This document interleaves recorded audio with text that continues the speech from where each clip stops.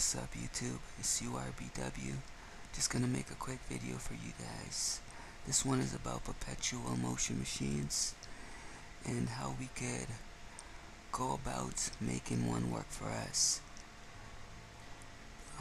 So basically how this machine works is it's pretty much off balance, like one side gets heavier than the other side and it builds up enough momentum to push it to get to the top, where it builds momentum again and it keeps going and going and going. Well, that's the idea. And the guy said he had it working for a month, and in this video he shows it working for like 5 minutes. But my idea is water and the magnets, they react. So you put water in like a glass test tube, and you put it on something that floats on the water, and you put the magnet near the water, and you can get the magnet to push the glass test tube on the water, kind of like the wind blows. Well, basically the same effects happening. So my idea is, actually I think I have it drawn up for you guys. Here it is. So basically we would have the magnet pushing on the water at the top. Maybe not at this angle, you gotta find the right angle, so maybe up here a little bit. But so it give it more momentum to go over that little hump, so it keeps giving it enough force to go and go and go. Okay, this is just a theory, but I'm pretty sure it's a theory that will work because it's been practiced and it's demonstratable, like in the real world. I'm going to show you guys a few videos of how this goes. Okay guys, this video is from Dwayne Kellum. Check him out on YouTube. I am going to demonstrate how magnetism can repel water. First, I am going to use distilled water.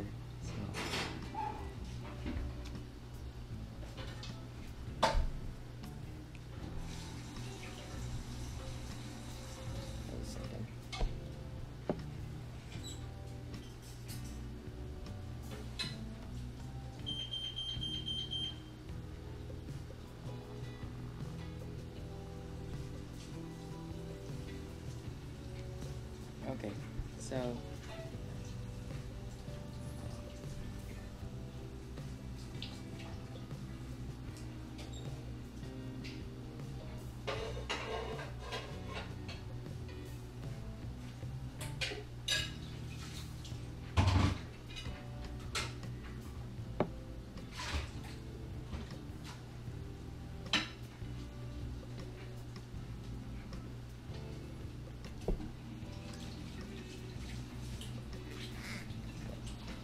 that was distilled water. Now I'm going to try tap water.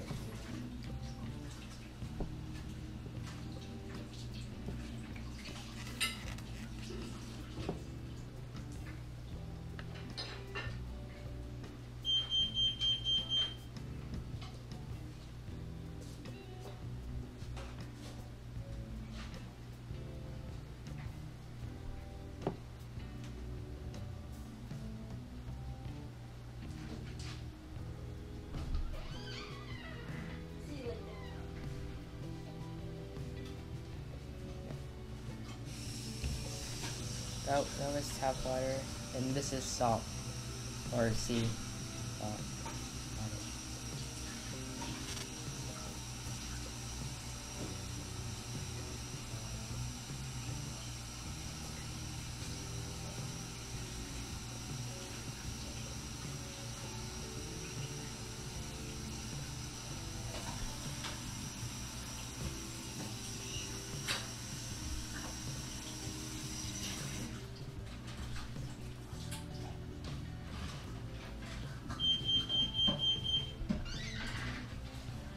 That was all three of the types of water I used, and we only use plastic test tubes because if I use glass test tubes, glass is also diamagnetic, so we only want to test if water is diamagnetic. So that's why we use plastic. Alright guys, and this is the Perpetual motion machine.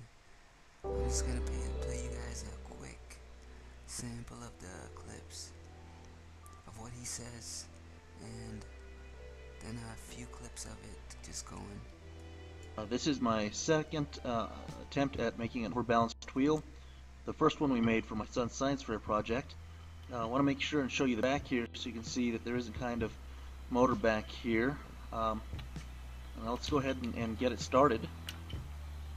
This is a perpetual motion machine, so it keeps running until I stop it. I've actually had it running for over a month before without me touching it.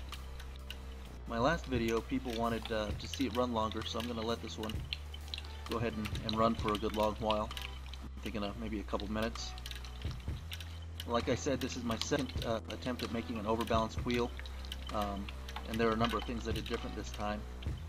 First off, I kept the sound. The last time people thought that maybe it was faked since there was no sound. I also added more bottles so that it would have smoother motion. The motion wasn't very smooth with fewer bottles, which led to some people thinking that it was fake.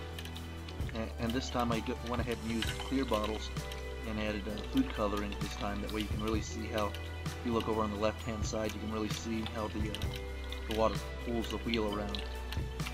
I also went ahead and used longer bottles this time to generate a little bit more power. And then just like the last time, I had to dissolve a ton of salt water into the salt into the water to make it heavier, and I did a really good job of cleaning the bearings and hubs to keep the friction level down. My next goal is to add a small generator to this and have it power a small light or a calculator. I have links to our first wheel as well as a video showing me putting this one together, and that's it. So if you have any, if you'd like to subscribe, that'd be great. That way you can see my update when I add the generator.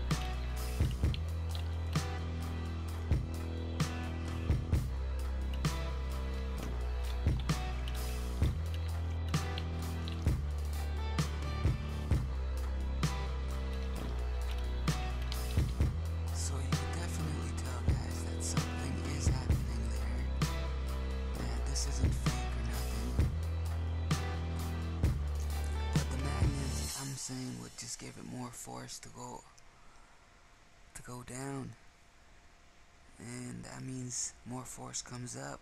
That means more torque, and more torque means more energy for the generator. But yeah guys, that's all I gotta say for today. Not much, just an idea I had to throw out there, because I'm sure some flat earthers would love to attempt this one. I know I will be trying it out to see what happens. And another thing guys, he mentioned salt. That's another thing you gotta add to this. So you might want to add salt in like one bottle, and then skip one, add it in the next, and so on, right? So it's uneven. But I think he said he added it in all the bottles, which makes it heavier. Once again, buoyancy and density.